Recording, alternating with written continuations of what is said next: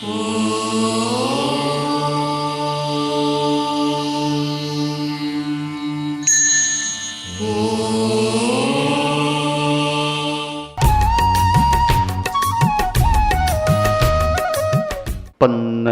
च सुरेन्द्रे च कौशिके पाद संस्पृशि निर्विशेष मनस्काय श्री वीरस्वामिने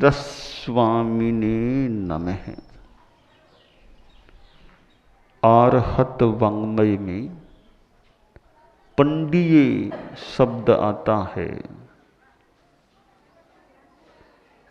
पंडित कौन होता है? बिरइंग पडुच्च पंडिये। बिरति की अपेक्षा आदमी पंडित होता है।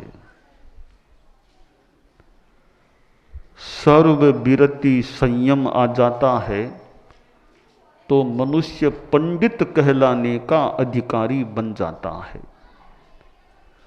जैन तत्व विद्या के अनुसार 14 गुणस्थानों में 6ठे गुणस्थान से आदमी पंडित कहलाने का अधिकारी हो जाता है।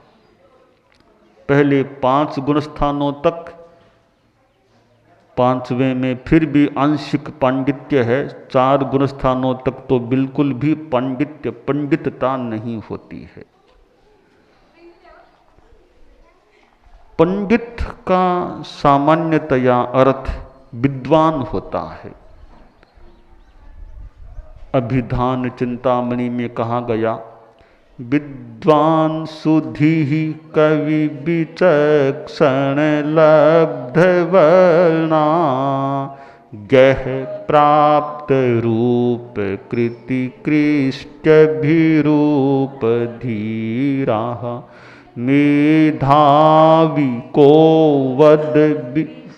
मेधावी को विद विशारद सूरिदोषज्ञ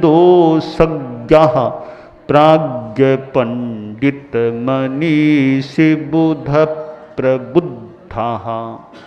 तो पंडित नाम विद्वान का है। विद्वान कह दो, सुधी कह दो, कवि कह दो, ऐसे कई पर्यायवाची नाम हैं। तो ज्ञान के आधार पर भी आदमी पंडित होता है और चारित्र और साधना के आधार पर भी आदमी पंडित होता है। 2.5 आखर प्रेम का पढ़े सो पंडित होय। पोथियां कितनी ही पढ़ ली, कवि ने कहा कि पोथियां पढ़ने से पंडित नहीं। पढ़ पढ़ पोथा जगमुआ पंडित बयान कोई। 2.5 आखर प्रेम का पढ़े सो पंडित होय आश्रय। तो प्रेम को जिसने सीख लिया, मैत्री को सीख लिया, अहिंसा को जीवन में उतार लिया, वह आदमी भी पंडित इस भाषा में बन जाता है। पंडा शब्द आता है संस्कृत में। पंडा एक प्रकार की बुद्धि होती है। पंडा तत्वानुगामिनी मति बुद्धि पंडा होती है। पंडा जिसमें होती है वह व्यक्ति पंडित।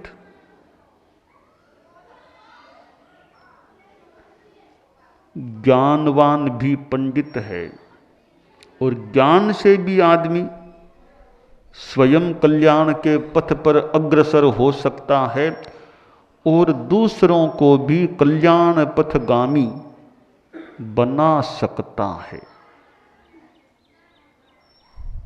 बुद्धि से, ज्ञान से समस्या का समाधान भी किया जा सकता है, तो बुद्धि से समस्या का सृजन भी किया जा सकता है। बुद्धिमान आदमी बड़े बड़े गलत काम भी कर सकता है। अनपढ़ आदमी तो गलत काम भी ज़्यादा कितना क्या कर पाएगा। बुद्धिमान ज़्यादा बड़े बड़े घोटाले, बड़े बड़े धोखे, बड़े बड़े ये पाप हैं, आदमी बुद्धि से कर सकता है।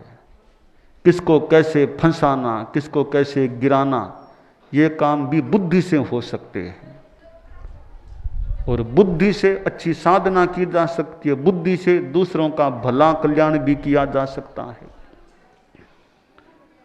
तो बुद्धि एक बल है। संस्कृत में कहा गया, यस्य बुद्धिर बलम तस्य निर्बुद्धिस्तु कुतो बलम। जिसके पास बुद्धि है उसके पास बल है, निर्बुद्धि के पास वो बौद्धिक बल नहीं होता है। अपने पास बुद्धि है, ज्ञान है, यथोचित दूसरों को भी समझाने का, बोध देने का प्रयास करना चाहिए। आचार्य भिक्षु ने दूसरों को समझाने का कितना प्रयास किया। अपने पास ज्ञान है, जितना संभव है ज्ञान बांटे। ज्ञान तो बांटने की चीज है, बांटी तो विद्या बढ़े, बांटने से विद्या बढ़ती है। विद्या ऐसा धन है, बांटने से बढ़ता है, संचय करने से क्षीण हो सकता है। संस्कृत में कहा गया, अपूर्वः कोपि कोशोयम विद्यते तव भारती व्यय तो वृद्धि मायाति क्षय मायाति संचयात्। हे विद्ये, हे भारती, तुम्हारा कोई अपूर्व कोश है, भंडार है, तो व्यय करने से तो, खर्चने से तो वृद्धि को प्राप्त होता है, संचय करने से क्षय को प्राप्त होता है। तो ज्ञान का दान करना चाहिए। ज्ञान का दान करने से ज्ञान की परंपरा चलती है। परम पूज्य गुरुदेव तुलसी ने कितना ज्ञान का दान किया था, कितने कितने प्रवचन उन्होंने किए थे, कितनों को पढ़ाया था, सिखाया था, बताया था, तो कितना उन्होंने ज्ञान दान किया था। परम पूज्य आचार्य महाप्रज्ञ जी ने कितनी तो ज्ञान की आराधना की, सरस्वती की मानो साधना की, और साहित्य आदि के माध्यम से, अध्यापन के माध्यम से, प्रवचन के आदि के माध्यम से कितनों को ज्ञान उन्होंने दिया था। तो पहले खुद के पास ज्ञान हो तो दूसरों को दिया जाए, खुद के पास पैसा जेब में हो तो कुछ दिया जाए, बिना है ही नहीं फिर दूसरों को क्या पैसा देंगे। तो दान तब होता है पास में कुछ होता है, अकिंचन क्या दान दे सकता है। अपने में समझाने का कोई तरीका है, कला है, तो दूसरों को, अड़ियल लोगों को भी तरीके से समझाना चाहिए। एक कोई बीमार आदमी था, बीमारी थी खांसी की, खांसी की बीमारी थी। किसी किसी को खांसी की बीमारी होती है, बार बार खांसना खांसना। मुझे मुनि श्री नथमल जी स्वामी बागोरी याद आ गए। दिनेश जी को तो पता है या नहीं, मुनि दिनेश जी भी पूरा देखा कि नहीं, मैंने देखा, याद है, उनको भी खांसी आया करती थी। खांसी तो खांसी आती है बार बार, फिर बोलना भी कई बार मुश्किल, व्याख्यान देने में कठिनाई हो सकती है। तो बीमार जो आदमी था उसको खांसी की समस्या थी। धनिक पिता था उसका, वैद्यों को दिखाया पर काम बना नहीं। एक अच्छा वैद्य आया, अनुभवी था, ज्ञानी भी था, समझाने का तरीका भी कुछ जानता था। उसने नाड़ी को देखा, कहा तकलीफ तो है तुम्हारी खांसी की, पर कोई बात नहीं, मैं दवाई दूंगा, ठीक हो सकते हो। तो रोगी बोला, वैद्य जी एक मेरी बात आप सुन लीजिए, आज तक मेरे पास अनेक वैद्य आ गए हैं, पर मेरा उनसे संबंध बैठा नहीं, उनकी बात मैं मान नहीं सकता। मानी नहीं, क्या बात? कि वैद्य जी कितने आए, नाड़ी को देखा, दवाई लिखी कि ये पुड़िये ले लेना, दही मत खाना। तो महाराज ये दही मत खाने की बात मैं नहीं मान सकता, मैं तो दही खाया करता हूं, दही तो मैं छोड़ नहीं सकता।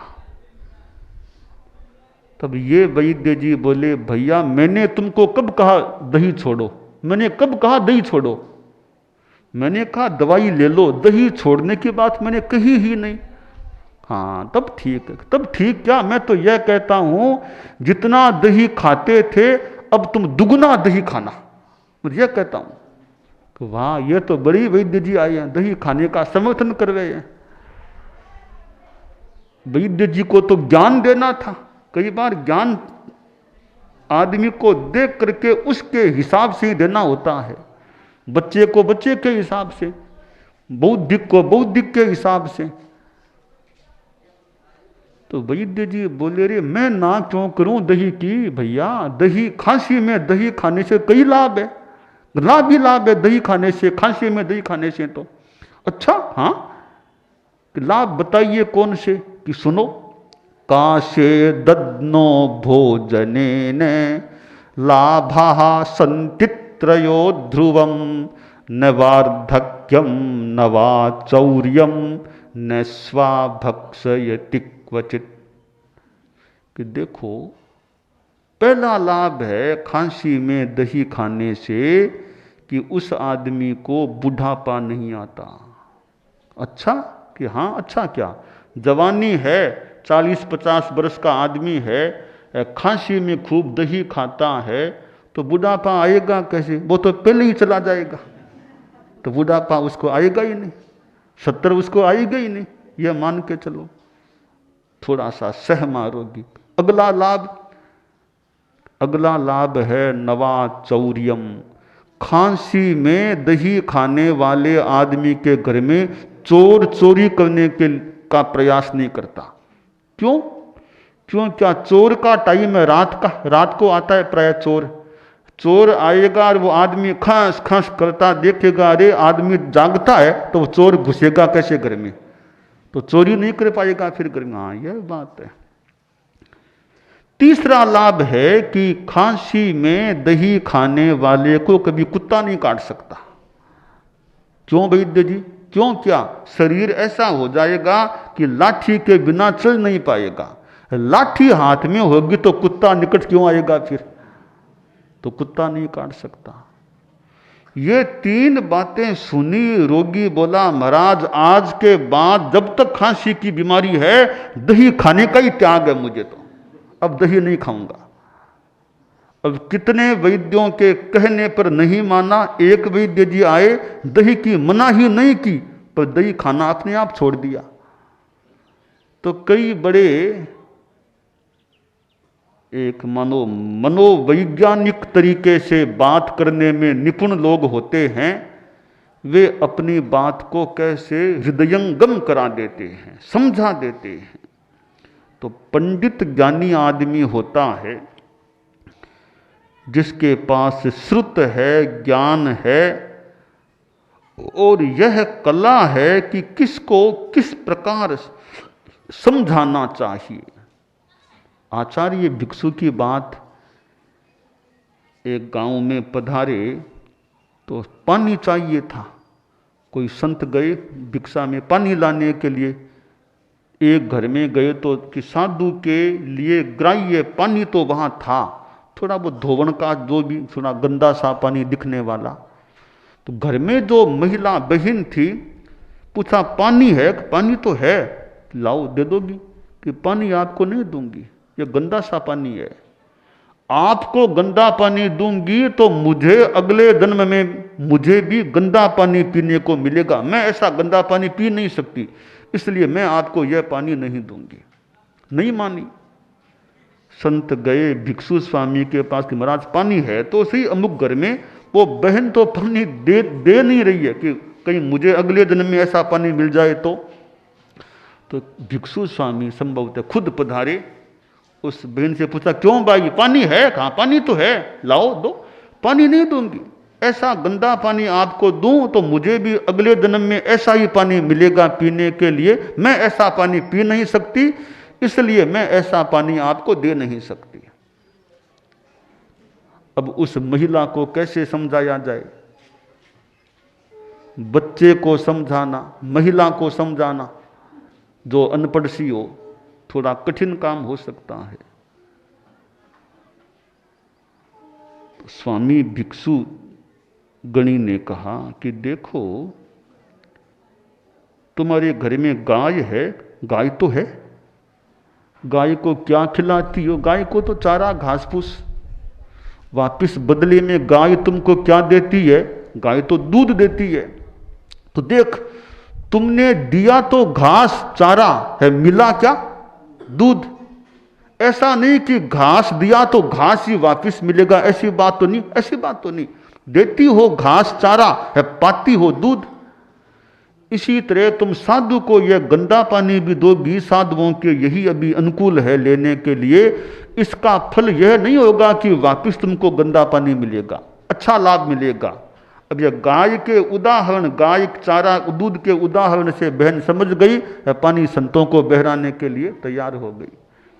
अब यह समझाने का तरीका, तो खैर भिक्षु स्वामी का तो कितना सुंदर तरीका रहा होगा, तत्व को समझाने का प्रयास कैसा उनका रहा होगा।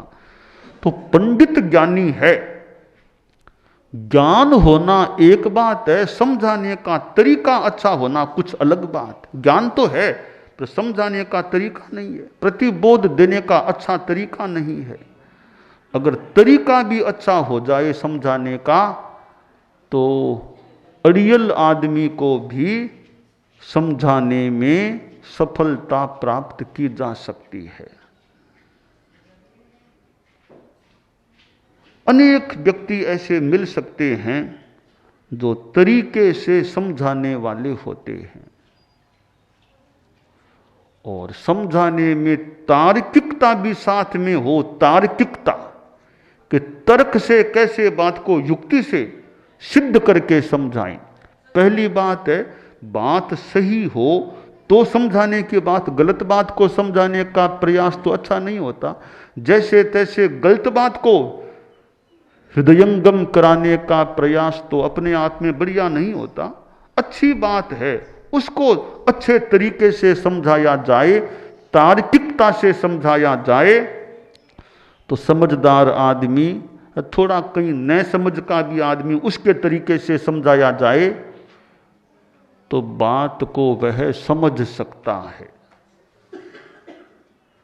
तर्क शक्ति भी एक बौद्धिकता का अंग है कि तर्क से कैसे समझाएं।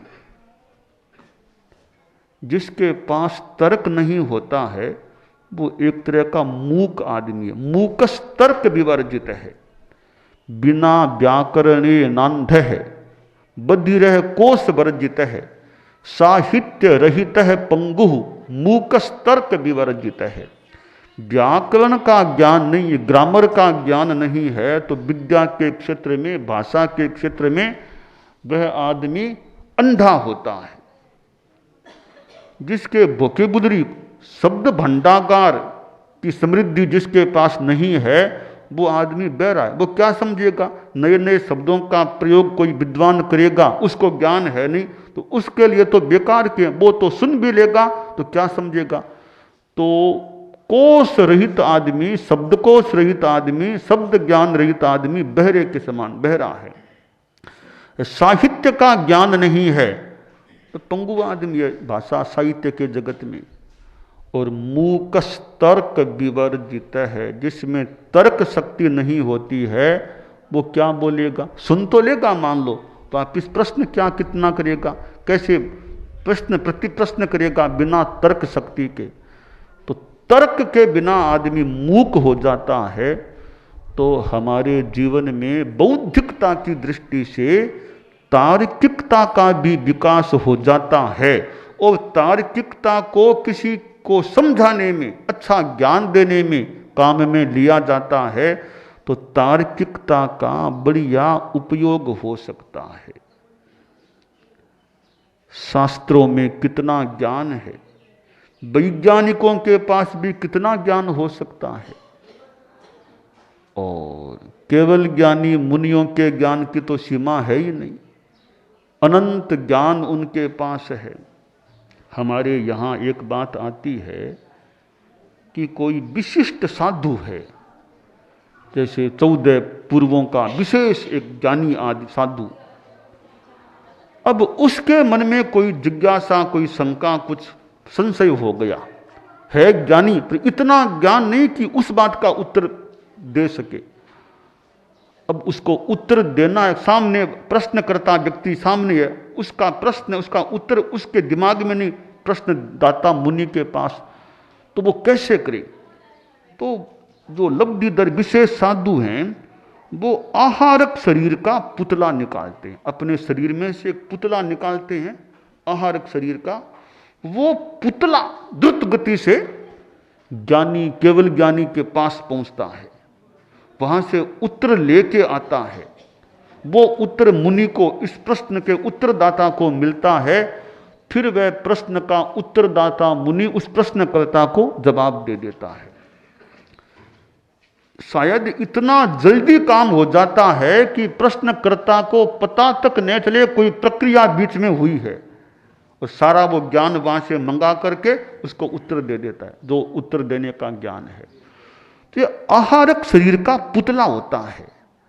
ये किसी किसी के पास वो शक्ति होती, सामान्यतया असंभव सी प्राय बात उस शक्ति का होना, यानी ज्ञान के क्षेत्र में केवल ज्ञानी तीर्थंकर, वे परम ज्ञानी, उनसे बड़ा दुनिया में कोई ज्ञानी नहीं होता। तीर्थंकर केवल ज्ञानी से बड़ा कोई ज्ञानी पुरुष महिला दुनिया में हो नहीं सकती। तो हम पांडित्य का विकास भी करें, उसका अच्छा उपयोग भी, यह काम्य है।